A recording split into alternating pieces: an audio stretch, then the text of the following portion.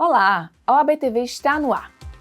No programa de hoje, o assunto é a justiça trabalhista, um pilar fundamental na proteção dos direitos dos trabalhadores e na promoção de um ambiente de trabalho justo e seguro. Nossos entrevistados de hoje são o presidente da Associação dos Advogados Trabalhistas da Paraíba, Dr. Paulo Miranda, e o advogado trabalhista, Dr. Fred Quirino. Acompanhe comigo a partir de agora. O programa OAB TV já começou.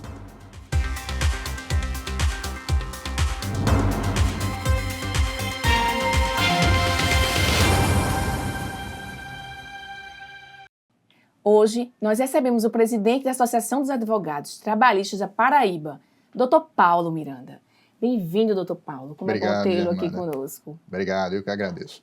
Vamos direto ao ponto, e uma das Vamos lá. dúvidas mais recorrentes entre os trabalhadores, que é o assédio moral. Uhum. O que fazer quando o trabalhador sofre esse tipo de situação na sua relação empregatícia? Primeiro, ele precisa identificar isso no local de trabalho, na sua relação de emprego, né, onde ele está exercendo ali suas atividades. E a grande dificuldade hoje é identificar quando esse assédio moral acontece. Porque nem sempre, Germana, ele é um assédio moral explícito. Muitas vezes ele é um assédio moral velado. E aí a gente tem uma grande dificuldade, né, de identificar quando essa situação está acontecendo no ambiente de trabalho. E aí eu vou te dar um exemplo. Muitas vezes, ali o trabalhador está envolvido num ambiente em que há ali brincadeiras, né? E muitas dessas brincadeiras com a intenção de causar um sofrimento psicológico para aquele empregado. E ele não se dá conta, muitas vezes, que ele está envolvido numa situação de assédio moral. Então, o primeiro importante passo é identificar que esse trabalhador está sofrendo assédio moral no ambiente de trabalho. E assim, qual foi o caso que você já recebeu em seu escritório que lhe marcou? Olha, Germana, o caso que me marcou bastante, ele aconteceu no ano passado. Eu recebi uma pessoa no meu escritório, uma mulher, que era uma excelente profissional na área dela, tinha assim, especializações, uma alta qualificação, né? E ela estava passando por um momento profissional difícil e não sabia os motivos, né, que levavam àquela situação de dificuldade. Ela não mais acreditava em si, ela não acreditava que aquilo que ela fazia poderia, de fato, preencher a vida dela, né? E ao conversarmos, assim como nós aqui estamos fazendo, eu comecei a identificar que ela passava por uma situação ali de assédio moral no ambiente de trabalho. E comecei a fazer algumas perguntas, né, e as respostas que eu obtive dessa pessoa me comprovaram e confirmaram que eu estava correto. Passava ali uma situação, existia ali no ambiente de trabalho dela uma relação de assédio moral, né, que diminuía ela enquanto mulher, enquanto profissional, né, duvidava das suas qualidades, e isso tudo ocasionado por um gestor, né, do local onde ela trabalhava. Falando de jornada de trabalho, como a gente consegue perceber que essa jornada de trabalho já está excessiva e o que fazer nesses casos? Bom, Germana, o primeiro sinal quem dá é o corpo. Geralmente você começa a ter algumas situações corpóreas que modificam a tua fisiologia. Então vamos lá. Você começa a ter insônia de uma hora para outra. Você começa a ter ali dificuldade de se relacionar no ambiente de trabalho. Você começa a ter dificuldade de se encontrar com as pessoas que fazem parte do teu convívio familiar. Então tudo isso você vai começando a perceber que há um excesso de jornada, muitas vezes, que causa prejuízo a esse empregado. E isso é intimamente relacionado também com as condições de assédio moral no ambiente de trabalho. Porque geralmente o trabalhador que sofre o assédio também ele é vítima de jornadas muito longas. E geralmente os dois estão juntos. Então vamos falar para o leigo. Qual é a jornada de trabalho, em regra? As horas semanais, envolvendo sábado ou não? Certo.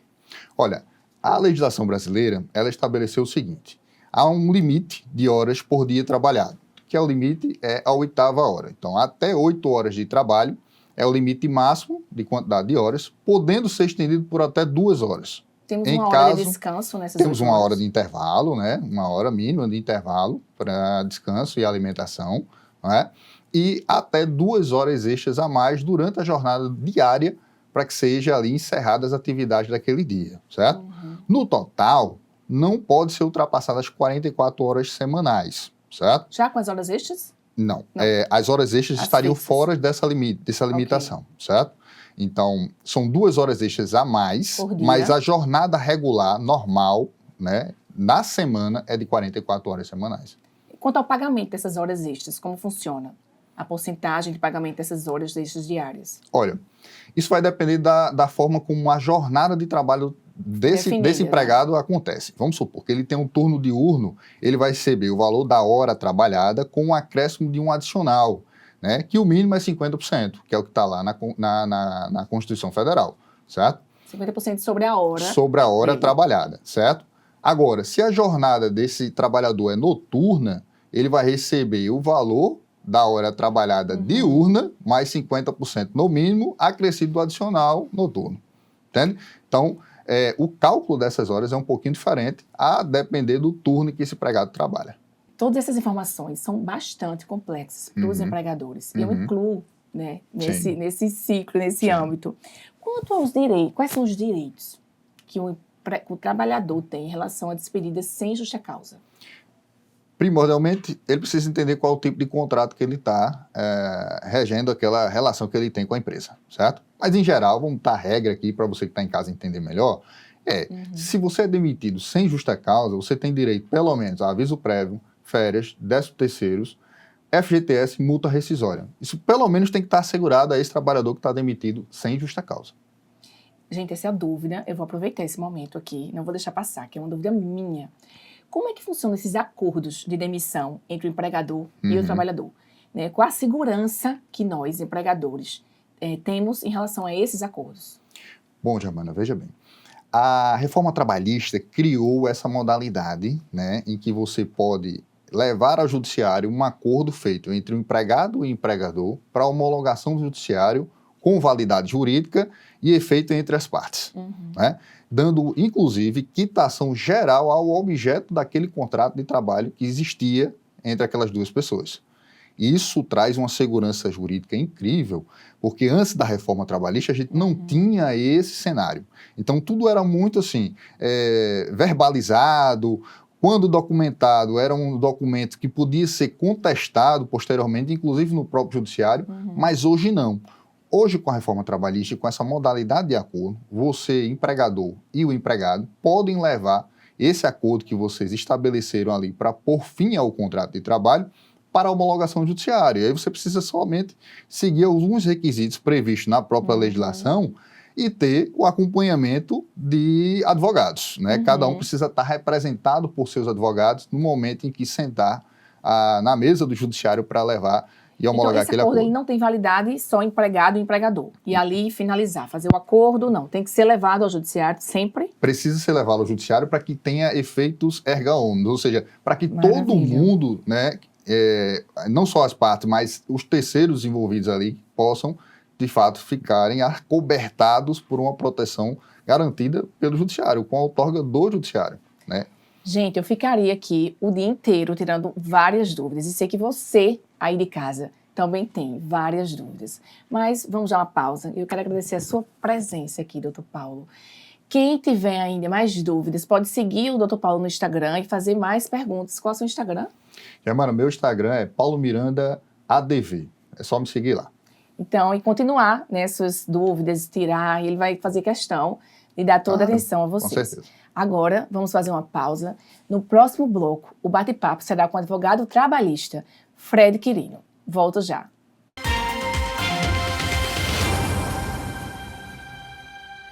Prefeito escolhido, vereadores também.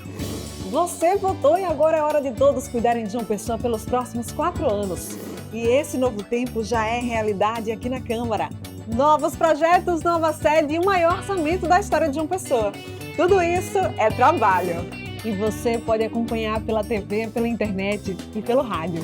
Porque se depender da gente, 2025 já tá on. Câmara Municipal de João Pessoa, a Casa do Povo. A UAB Paraíba celebrou no último dia 30 de setembro a inauguração do novo auditório e a primeira fase da sua nova sede. Um espaço que representa o compromisso com a advocacia e a sociedade paraibana. Esta obra já é um marco na história da UAB Paraíba.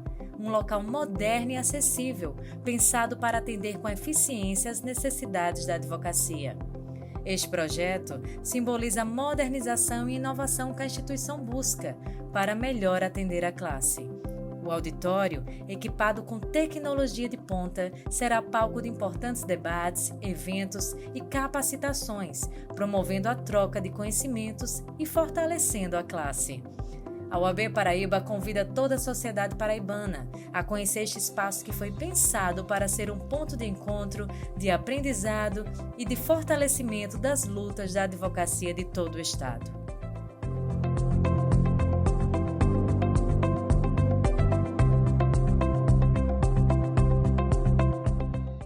Se apronte para votar. Justificativa de ausência. Se estiver em outra cidade bem no dia da eleição, justifique pelo e-título e resolva a situação. Não tem e-título? Procure um local de votação ou de justificativa. Não justificou no dia? Você tem até 60 dias para fazer isso. O motivo da ausência deve ser comprovado. E quem está fora do país também pode justificar pelo e-título. Justiça Eleitoral, a justiça da democracia. Você está em busca de uma vaga no mercado de trabalho? Então chegou sua vez de mudar de vida. Na nossa empresa, você fará viagens com todo conforto. Sem falar, claro, na segurança no trabalho, que é fundamental. Pode ficar tranquilo, que nós cuidamos da papelada. E o melhor, você vai receber o justo por cada minuto trabalhado. Vamos acabar com o trabalho escravo no Brasil. Disque 100.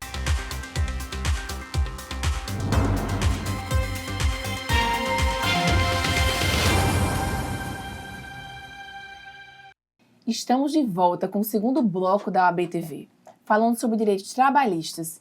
E recebo agora o advogado trabalhista, Dr. Fred Quirino. Seja bem-vindo, Dr. Fred. Vamos tê-lo conosco aqui na OAB TV.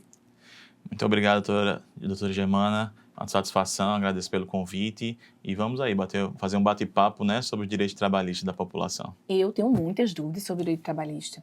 Às vezes, né, a gente sabe que advogado sabe tudo. Não, gente. E agora eu vou perguntar, né, sobre as licenças médicas dos trabalhadores. Licenças médicas e por doença, como funciona? Quais são esses direitos dos trabalhadores? Perfeito, Germana.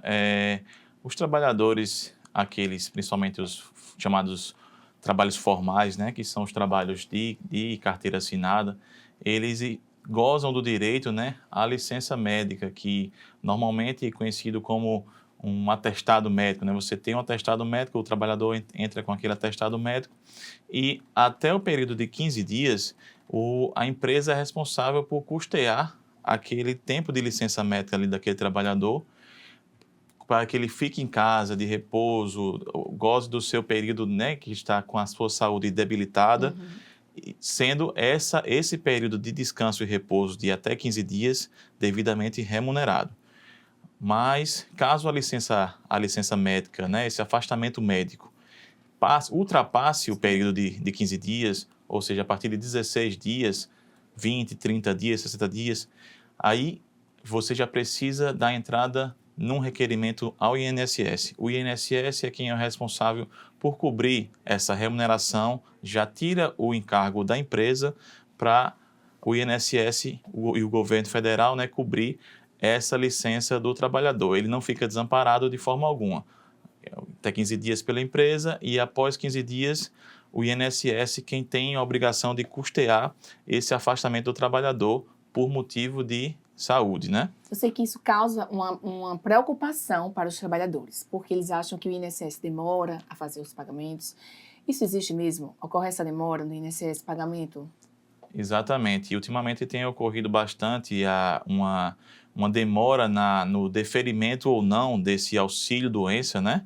Mas o trabalhador pode ficar tranquilo que, ainda que demore um pouquinho, alguns meses, ele receberá todos os valores devidos de forma retroativa, entendeu? E aí, hoje em dia, a gente pode citar que tem acontecido bastante afastamentos por doenças psicológicas, da saúde mental, a estafa do trabalhador, a síndrome de burnout, que é justamente por excesso de trabalho que a gente vê muito os trabalhadores se afastando hoje, tendo problemas com crise de ansiedade, depressão, crise do pânico, e tudo isso são motivos, sim, para um afastamento médico e o direito à licença médica remunerada. E caso o trabalhador não consiga ter essa contraprestação, essa remuneração pelo auxílio-doença do INSS, o melhor a se fazer é procurar um advogado de sua confiança para que entre com a medida judicial cabível, para que possa gozar desses valores, gozar desses interesses o quanto antes. O trabalho remoto está tomando conta das relações trabalhistas, né, doutor Fred? Como funciona? Quais são os direitos do trabalhador e até onde o empregador pode ir nessa relação trabalhista? Perfeito, Germana. A reforma trabalhista que veio com a lei 13.467 de 2017, ela veio para regulamentar muitas novas modalidades de trabalho. Entre elas, essa questão do trabalho remoto, que é o famoso home office, né? O trabalho home office tem certas particularidades, mas o trabalhador ele vai ter os mesmos direitos de um trabalhador formal que trabalha fisicamente na empresa, ele vai ter os mesmos direitos, sendo que realmente alguns controles, algumas particularidades são diferentes, como por exemplo, o controle da jornada de trabalho de um trabalhador desse que trabalha em casa, né? Ele já vai ter um procedimento de um sistema, uma inteligência artificial, que vai estar controlando ali a produção dele. Às vezes tem um sistema da própria empresa, que você faz o seu login ali, tá hora, você precisa começar às 8 horas da manhã, de 8 às 18. Aí você faz o login, quando você vai precisar, sei lá, ir a um banheiro, se alimentar, etc., você faz uma pausa no sistema lá e vai ficar tudo registrado, entendeu? Tudo realmente uma nova modalidade de trabalho, mas que hoje em dia já se consegue verificar e controlar mesmo à distância. E esses trabalhadores de home office, normalmente eles trabalham muito com produção. É determinada uma certa meta de produção para ele fazer os serviços e a empresa, mesmo à distância, consegue controlar porque hoje a tecnologia e o avanço das inteligências artificiais conseguem fazer todo esse controle. E a questão dos direitos trabalhistas de modo geral, direito a férias, 13º, FGTS, contribuições previdenciárias ao INSS, tudo isso mantém-se da mesma forma. Que bom que a legislação trabalhista do Brasil já está se adequando, né, à tecnologia e às inovações. E com isso também vem os direitos dos freelancers. Como são? Qual é as especialidades, as especificações do freelancer? Quais são os direitos trabalhistas que eles têm? Perfeito. Germano, os freelancers e trabalhadores autônomos, eles normalmente não fazem, as empresas ou empregadores não fazem aquela formalização da assinatura da carteira de trabalho, né? No entanto, se consegue fazer muito os contratos de prestação de serviço, que vai ser pactuado ali o que deve ser feito e a contraprestação pecuniária que vai ser pago através daqueles serviços. Normalmente, na prática, se tem muitos trabalhadores autônomos sem sequer ter esse contrato formal de prestação de serviço ou através de um CNPJ, de um MEI, né, um microempreendedor individual, onde ele pode regulamentar direitinho através de um contrato, na realidade vai ser um contrato civil, né, entre duas partes, um tipo de parceria, mas que pode ser regulamentado ali a questão dos valores, as bonificações, comissões, através daquele contrato de prestação de serviço. Mas aí o freelancer, ele não gosta dos mesmos direitos de um trabalhador comum. Ali ele está justamente pela sua autonomia, pela sua eventualidade de trabalho, já tem pactuado valor X, valor determinado pela contraprestação do serviço. Não é um trabalho constante, né, que vai ter os mesmos direitos do trabalhador comum. Questão de férias, 13º, FGTS e demais. O freelancer ele fica realmente, se for um freelancer já, como eu falei, que venha a oficializar ao menos um contrato de parceria, um contrato de prestação de serviços de forma civil.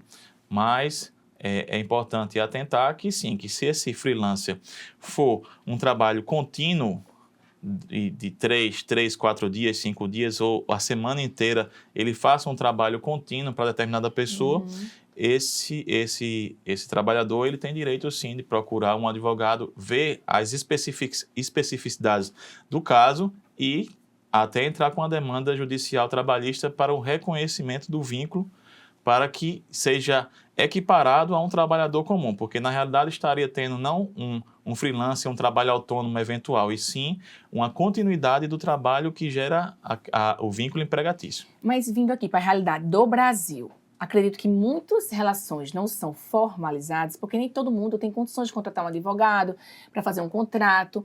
Onde essas pessoas podem achar esses contratos na internet? Acredito que nem todo mundo, nem todo empregador consiga pagar um advogado para formalizar esse contrato. Onde eles podem encontrar na internet? Algum site confiável? Não, perfeito. Já tem vários sites confiáveis que trabalham com isso, com modelos de peças jurídicas, como o próprio mais conhecido, o próprio Jus Brasil, né? Uhum. Mas para o empregador ele ter uma confiança, a gente aconselha que procure um advogado especialista, ou até mesmo a própria Defensoria Pública para se informar melhor, né? Porque tanto com os freelancers quanto com o trabalho remoto, fica muito complicado de fazer essa formalização via contrato. E aí vamos falar até daqueles trabalhadores por CNPJ. Como funciona? Um salão que contrata um funcionário por CNPJ. Quais são os direitos e as observações que temos que nos atentar para essas relações trabalhistas? Perfeito. A gente até na pergunta anterior já um pouco que entrei nessa modalidade de trabalho também, que seria através de um contrato chamado de contrato de parceria, um salão parceiro e um cabeleireiro parceiro, eles através de um CNPJ, para ficar tudo formalizados em um CNPJ, um contrato entre CNPJ e CNPJ, né? Pessoa jurídica e pessoa jurídica, eles fazem um tipo de contrato de parceria, que normalmente é público e notório, que os salões eles fazem, fica meio que uma divisão de lucros. Uhum. Onde o salão normalmente fica com 60% e o prestador de serviço ali, o parceiro cabeleireira, o design de unhas, etc., maquiador, fica com 40% do valor daquele serviço. É meio que um contrato de parceria, mas tem que ser tudo formalizado direitinho, sendo que esse parceiro também vai determinar como vai se dar a relação através das cláusulas do contrato. Mas se entende que deve ser uma situação de autonomia também. Ou seja, o prestador de serviço ele não vai cumprir uma jornada de trabalho, ele não vai cumprir um horário, ele vai estar em pé de igualdade com os patrões os proprietários, com os patrões do salão ali e tudo. Não existindo subordinação, Não né? existindo a subordinação direta. Mas a gente sabe que na prática deve existir uma respeitabilidade, digamos assim, pela questão do atendimento ao cliente. Claro. Se fizer um agendamento, é óbvio, você faz um agendamento para uma cabeleireira, etc., para as 9 da manhã. O cliente do salão ele vai para lá às 9. Ele não pode uma cabeleireira chegar de 10, 11 horas, está quebrando o contrato de parceria. Não é questão de controle de jornada, de horário de trabalho, é questão de quebrar a parceria que foi firmada entre cabeleireiro e salão, para que ambos, né, prestem um bom atendimento à população, à sociedade. Aí tem essas particularidades. Acredito que todos nós estamos nos aperfeiçoando a cada dia mais com essas inovações da legislação trabalhista. É isso, doutor Fred? Perfeito, Germana. Inclusive as decisões dos tribunais superiores, tanto o TST como o próprio STF, têm se posicionado bastante acerca de trabalhos remotos ou trabalhos das plataformas digitais, que é outro tema importante para a gente tratar, de qual o ponto, a linha tênue entre a liberdade de um profissional autônomo que vai prestar o serviço, vai trabalhar quando quer, a hora que quiser, como a questão de Uber, de plataformas de entregadores de iFood, essas coisas, e também a prisão, digamos assim, que ele tem ao aplicativo, ao compromisso com o seu, entre aspas, empregador, a empresa a qual ele presta serviços, né? Aí já se tem alguns entendimentos de casos específicos que se entende que essa relação do motorista da Uber com a Uber seria sim uma relação de trabalho que deve haver o reconhecimento de vínculo e todos os direitos provenientes desse reconhecimento, como já citado, FGTS, contribuições previdenciárias, férias, 13º, aviso prévio, etc. Mas já existem outras linhas que entendem que sendo regulamentado dessa forma como um trabalhador formal, aí já praticamente que expulsaria a Uber Brasil do nosso país e coisa e tal, porque em todo mundo funciona todo o planeta, né, funciona dessa forma mais autônoma. Aí, se for puxar para essa regulamentação, pode ser que fique difícil a operação no país, né? Mas os tribunais superiores já têm se posicionado, mas ainda não existe uma regra. Já que você entrou nesse assunto, vamos falar sobre as plataformas digitais. Como é que elas implicam nas relações laborais? Pois é. Como eu estava falando, tem a necessidade, já vem se tratando muito a necessidade de uma regulamentação, no entanto, com várias ressalvas, para que, como eu falei, não atrapalhe diretamente, não acabe excluindo o serviço de motoristas, de Uber, de entregadores, que isso cresceu exponencialmente, né? Tanto para os trabalhadores terem ali, os trabalhadores que não têm outro emprego formal, ter ali uma oportunidade de fazer sua renda, de ganhar seu dinheirinho, como nós, consumidores desses serviços, também termos a comodidade, a disponibilidade de estar consumindo desse serviço que cresceu bastante depois da pandemia, né? Tivemos a pandemia que todo mundo se recolheu e as coisas ficaram mais virtuais, tanto para entrega quanto para pedir um carro, etc. Aí, diretamente nas relações de trabalho, fica nessa mesma situação, essa linha tênue entre um emprego formal e um emprego autônomo, onde o trabalhador, o motorista de Uber, ele pode fazer a sua prestação de serviço a hora que bem entender, etc., fazer seu horário, poder ter, inclusive, mais de um trabalho, porque a gente sabe que tem muitos trabalhadores formais que trabalham num supermercado, numa padaria, e nas horas vagas eles fazem uma renda extra como motorista de Uber, de aplicativo 99, etc. Então, hoje ainda não há uma regulamentação oficial, não existe uma legislação que acoberte esses trabalhadores acerca dos direitos trabalhistas existentes no nosso país, né? Mas o judiciário já tem dado volumosas condenações contra alguns aplicativos, a depender do caso em concreto. Lá no nosso escritório, quando chega um motorista de Uber ou um entregador de aplicativo que queira entrar com uma ação judicial para um reconhecimento de vínculo trabalhista, a primeira coisa que eu explico é o seguinte: tem direito, a gente pode brigar, vai depender do caso concreto, vai depender do controle da plataforma, das inteligências artificiais, o algoritmo do aplicativo, né? Mas eu quero deixar claro uma coisa a você: depois que a gente ganhar ou fizer um acordo, etc., provavelmente a sua conta no seu nome não vai ser mais aceita. Aí já vai para outra demanda, para uma ação, digamos assim, de discriminação, de perseguição, etc. Mas eu gosto de deixar tudo muito claro. Claro. Doutor Fred, estamos nos caminhando para o fim do nosso bate-papo. E recebemos uma pergunta. Ontem lançamos uma enquete no Instagram da OAB Paraíba e no meu. E surgiu uma pergunta de um seguidor que disse: caso eu sou motorista de Uber, caso eu sofra um acidente levando algum passageiro, a Uber deve ou não se responsabilizar por isso? Não só assim, na verdade, deixa eu reformular.